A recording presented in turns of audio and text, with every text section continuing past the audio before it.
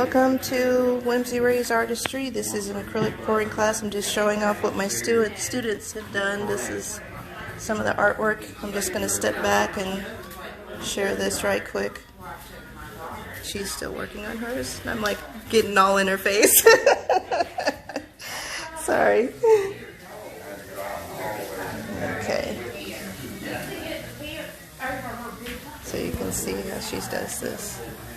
Look at that technique. She handles it with such grace. Beautiful, beautiful. Okay.